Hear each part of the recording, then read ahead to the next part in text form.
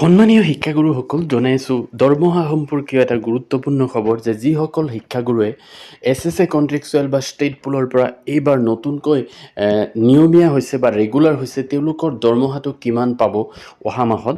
তো সেইটো মই আপোনালোকক দেখুৱাম। লগতে যিসকলে নতুনকৈ নিযুক্তি পাব ধৰক অহা বছৰ, তেওঁলোকৰো দৰমহা কিমান হ'ব পাৰে সেই বিষয়েও মই এই ভিডিঅ'ত জনাম। তো আপোনালোকে শেষলৈকে ভিডিঅ'টো ভালকৈ চাব, তেতিয়া কথাখিনি ভালকৈ বুজি পাব। তো বলক ভিডিঅ'টো আৰম্ভ কৰোঁ। যিসকল SSA কন্ট্ৰেকচুৱেল আৰু ষ্টেট পুল শিক্ষাগুৰুৰ নতুনকৈ নিয়মীয়া বা ৰেগুলাৰ হৈছে, তেওঁলোকে অহা মাহত যিটো দৰমহা পাব সেইটো DA 50% ধৰিলে এনেকুৱা হ'ব।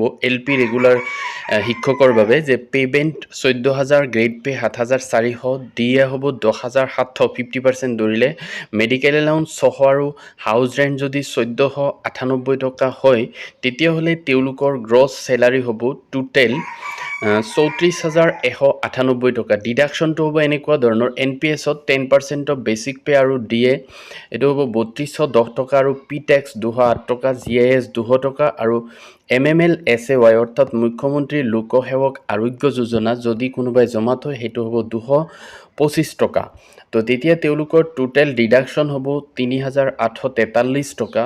তো নেট চেলাৰী অৰ্থাৎ তেওঁলোকে পাব লগা দৰমহা হ'ব 34,198ৰ পৰা 3,843 বাদ দিলে তেওঁলোকৰ নেট চেলাৰীটো হ'ব 30,355 টকা। এতিয়া আহোঁ, যদি UP স্কুলৰ শিক্ষাগুৰু এজনৰ ৰেগুলাৰ হৈছে, তেতিয়া তেওঁলোকে অহা মাহত দৰমহা পাব এনেকুৱা: পে'মেণ্ট তেওঁলোকৰ 14,000, কিন্তু গ্ৰেড পে' 8,700, আৰু DA 11,350 টকা 50% ধৰিলে, আৰু হাউচ ৰেণ্ট হ'ব 1,589 টকা, আৰু মেডিকেল এলাউন্স 600 টকা।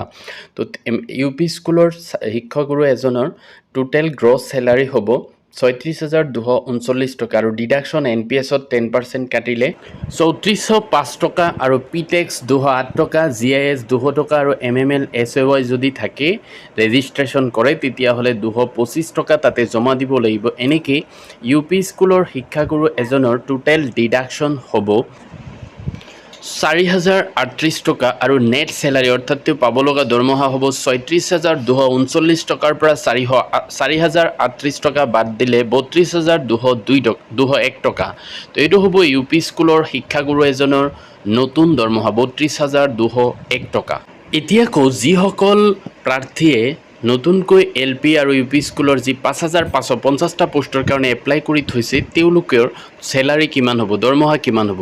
যদি তেওঁলোকক অহা বছৰ 2025 চনৰ মে' মাহত এপইণ্টমেণ্ট দিয়ে, যিহেতু আপোনালোকে গম পাইছে, তেতিয়া তেওঁলোকৰ হয়তো DAটো এতিয়া 50 আছে, দুবাৰ বাঢ়িব 56% হৈ যাব পাৰে। তো 56% হ'লে LP স্কুলৰ যিটো দিছোঁ 30,355 টকা, এইটো আচলতে 56% DA হোৱাৰ লগে লগে 1100 বা 1200 টকামান বাঢ়িব। তো এতিয়া যিমান আছে 30,355 টকা ধৰক, আৰু 1100-1200 টকা বাঢ়িব, তেতিয়া 31,400-500 টকামান হৈ যাব। আৰু UP স্কুলৰ যিসকলৰ আছে তেওঁলোকৰ আৰু অলপ বেছি বাঢ়িব, ধৰক 1200-1300 টকামান বাঢ়ি যাব।